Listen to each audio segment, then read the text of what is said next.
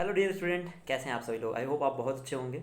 आज की इस वीडियो में मैं आपसे कुछ स्पेशल बात करने वाला हूं प्यारे विद्यार्थियों। अगर हम बात करें तो हमारा जो एग्जामिनेशन है CHSL का, वो मार्च में स्टार्ट होने वाला है। उसकी डेट क्लियर हो चुकी है। तो बहुत सारे विद्यार्थी जो पहली बार एग्जामिनेशन में बैठेंगे, इस बार एग्जामिनेशन को फेस करेंगे, ऑनलाइन एग्जामिनेशन को, या फिर दूसरी बार जो लोग पिछली बार अच्छा नहीं कर पाए तो उस बार वो एग्जामिनेशन में आ रहे हैं, तो कई सारे प्रश्न उनके मन में हैं कि भाई अब इतने कम समय में हमें क्या करना चाहिए, कैसे हमें CHSL 2023 में अच्छा प्रदर्शन करना चाहिए, ताकि जो आगे का हमारा रिजल्ट हो, मेंस जो हमारा हो, वो अच्छा तरह से हम दे पाएँ। तो स्टूडेंट, आज हम लोग बात करेंगे CHSL प्री की। तो सभी चीज़ों को फोकस करते हुए मैं सारे सब्जेक्ट की भी बात करूंगा, कौन कौन से सब्जेक्ट आपको कितने कितने टाइम में पढ़ना है, कैसे क्या करना है, उन सब की बातें करेंगे हम लोग। सबसे पहले मेरे प्यारे विद्यार्थियों में मुझे आपसे एक रिक्वेस्ट है कि आप सभी लोग, जो लोग भी CHSL 2023 में इस बार अपेयर हुए हो और एग्जामिनेशन आपको देना है, वो सभी लोग बहुत ध्यान से एक बार बैठ के अपने खाली समय में, या फिर आपके पास समय नहीं है तो 2 घंटे बैठो और सारे इंपॉर्टेंट टॉपिक सेलेक्ट करो। जैसे मैं मैथ्स की अगर बात करूँ प्यारे विद्यार्थियों, तो मैथ्स में जो इंपॉर्टेंट टॉपिक है, जैसे मान लो नंबर सिस्टम। अब जिस टॉपिक से क्वेश्चन ज़्यादा पूछे जाते हैं, प्रॉफिट लॉस से फिक्स क्वेश्चन आता है, परसेंटेज से कभी कभार देखने के लिए मिलता है, एवरेज से क्वेश्चन आते हैं, आपके टाइम एंड वर्क से क्वेश्चन आते हैं। तो ऐसे बैठ के एक बार फिक्स, जो जहाँ से 2 से 3 क्वेश्चन आते हैं, उसको आप एक बार स्टार कर लो, ठीक है ना, और उसको तरीके से अपने प्रश्नों को सॉल्व करना शुरू करो। अब मैं आपसे बताऊंगा कि आप लोग क्या कर सकते हो। मैं सब्जेक्ट वाइज हम लोग बात करेंगे कि CHSL 2023 में कम समय में, जो भी समय आपके पास बचा हुआ है, उसमें सफल होने के लिए आप क्या करो। सबसे पहले प्यारे विद्यार्थियों, हम लोग क्वांट की बात करते हैं, क्योंकि अब आपके लिए क्या है कि भाई जो प्री है ना, वो केवल क्वालिफाइंग रह गया है। यानी अब आपको केवल मेंस पे अपने फोकस करके चलना है कि आपका मेंस कैसे हो, कितना अच्छे तरीके से हम मेंस को दे पाएँ। तो हम बात अगर क्वांट की करें, तो क्वांट में मैंने बताया आपको ना कि हर एक टॉपिक में आप बैठो और प्रीवियस ईयर के अकॉर्डिंग, या फिर आप जिस भी टीचर से आप पढ़ रहे हो, आपने नोट्स जो बनाया है, तो सर ने बताया होगा कि आपको कौन कौन सा जो चैप्टर है, कौन कौन से ऐसे टॉपिक हैं जो आपके एग्जामिनेशन में फिक्स नंबर दिलवाते हैं, उन सभी टॉपिक्स को पहले कवर करो।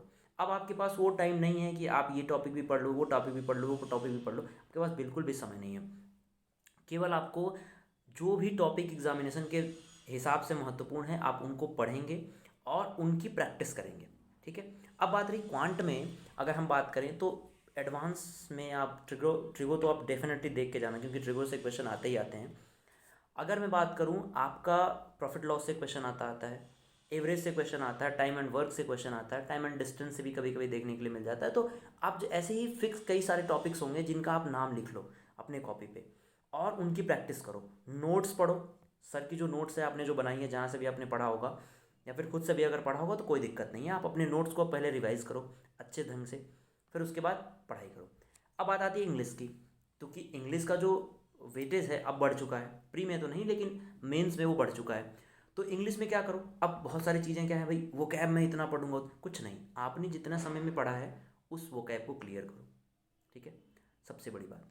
दूसरी बात, जब भी आपके सामने वो कैब, आपने प्रीवियस देख लिया, प्रीवियस वो कैब के बाद आपका सीधा आता है कि जो ग्रामर्स के रूल हैं प्रीवियस ईयर में, जो बहुत अच्छे से पूछे गए हैं, हर बार रिपीट होते हैं, उन ग्रामर्स के रूल्स को पढ़ो, उनकी प्रैक्टिस करो। केवल नई चीज़ों को पढ़ने से, आप नई चीज़ों को पढ़ने से बचो, ठीक है। करंट अफेयर्स में केवल नई चीज़ें पढ़ो, बाकी सभी चीज़ों में नई जो भी चीज़ सीखनी है उससे बचो आप, ठीक है। तो मैंने कहा नई चीज़ों से बचिए आप। और बात हुई भाई, इंग्लिश की बात हो गई, प्रीवियस ईयर ग्रामर के रूल रिवाइज करने हैं, और वो कैब आपने जितनी पढ़ी है प्रीवियस ईयर में जो आई है, एक फिक्स जगह रखो जहाँ से वो कैब आप पढ़ रहे हो, और पेपर अगर आप पढ़ रहे होते तो बहुत अच्छी बात है, ठीक है। तो इंग्लिश में केवल और केवल अब आपको रिवीजन करना है, आपको नई चीज़ों से बचना है। बात आती है जीए की। तो स्टूडेंट, आप समझ लो कि जीए में अब समय है केवल प्रीवियस ईयर क्वेश्चन पढ़ने के। केवल प्रीवियस ईयर पढ़ो, 1 घंटे टाइम दो जीए को, जिसमें आप किसी दिन आपने हिस्ट्री के क्वेश्चन कर लिए, किसी दिन आपने बायो के क्वेश्चन कर लिए, किसी दिन आपने ज्योग्राफी के क्वेश्चन कर लिए, किसी दिन पॉलिटी के कर लिए, है ना। और करंट अफेयर जैसे डेली पढ़ रहे थे वैसे पढ़ते रहो। 6 महीने की करंट अफेयर देख लो, जैसे हमारी बहुत सारी करंट अफेयर की सीरीज़ है, आप वहाँ पे देख सकते हो, सारे क्वेश्चन आपको मिल जाएंगे, ठीक है। तो किसी से भी, जो भी टीचर आप फॉलो करते हो, उन सबसे आप करंट अफेयर पढ़ो, डेली बेसिस पे करंट अफेयर रिवाइज करो, ठीक है। अब बात आती है भाई, एक आपका सब्जेक्ट बना रीजनिंग। रीजनिंग में आज से ही आप फिक्स कर लो, क्योंकि रीजनिंग के हर एक टॉपिक से क्वेश्चन पूछे जाते हैं, चाहे ब्लड रिलेशन हो, चाहे कोडिंग डिकोडिंग हो, चाहे कुछ भी हो, हर एक टॉपिक से क्वेश्चन पूछे जाते हैं। तो आप क्या करो कि भाई रीजनिंग का एक फिक्स टाइम शेड्यूल कर लो।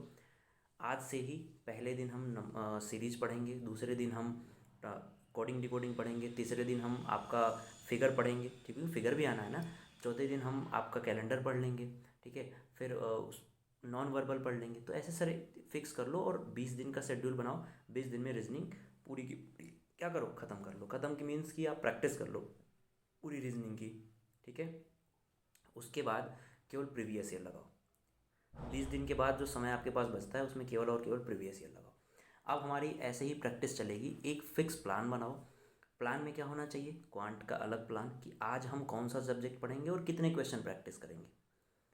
दूसरा प्लान आपका इंग्लिश का होना चाहिए।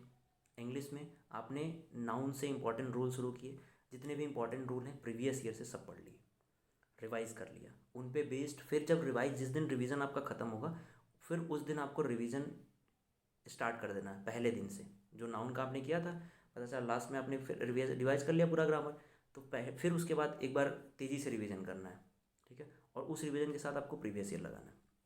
सबसे इंपॉर्टेंट बात आती है मॉक की।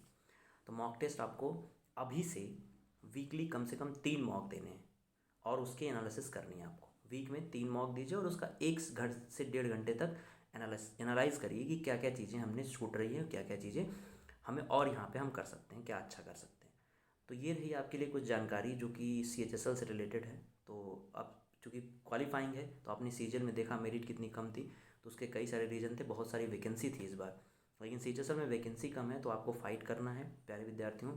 अब अपनी स्ट्रैटेजिकल तरीके से तैयारी करिए, सभी सब्जेक्ट को पढ़िए और जिस सब्जेक्ट में आप कमज़ोर हैं उसको ज़्यादा समय दीजिए। जैसे इंग्लिश में आपको प्रैक्टिस पे ज़्यादा फोकस करना है, प्रीवियस ईयर पे ज़्यादा फोकस करना है। क्वांट में आपको प्रीवियस ईयर का पेपर उठाइए, मैंने कहा ना रिवाइज़ करो। उसी दिन आपका उस सब्जेक्ट से, उस टॉपिक से रिलेटेड प्रीवियस ईयर में जो क्वेश्चन पूछा गया है उस क्वेश्चन को सॉल्व करो। नेट से सब कुछ आपको मिल जाना है, नहीं मिलता है तो फिर अनअकैडमी से आप ढूंढ सकते हो।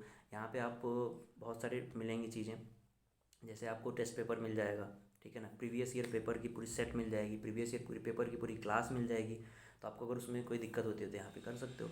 बाकी या फ्री भी बहुत सारी क्लासेस हैं, फ्री बहुत सारी क्लासेस हैं यहाँ पे आपको मिलती हैं। ऐप डाउनलोड करके पढ़ाई लिखाई करते रहो, फ्री बहुत सारी चीज़ें आपको मिलती हैं, ठीक है ना। तो जिस टीचर से भी आपको समझ में आए, जैसे भी आपको अच्छा लगे, जिससे आपको समझ में आए वहाँ से आप पढ़ सकते हो। बाकी अगर आप सब्सक्रिप्शन लेना चाहते हो तो PMYT कोड यूज़ कर लेना, ठीक है। तो आई होप कि आपको ये जानकारी समझ में आई होगी। Thank you so much. ध्यान रखिएगा और अपनी तैयारी करते रहिए। Best of luck for all of my favourite and dear students. Bye bye.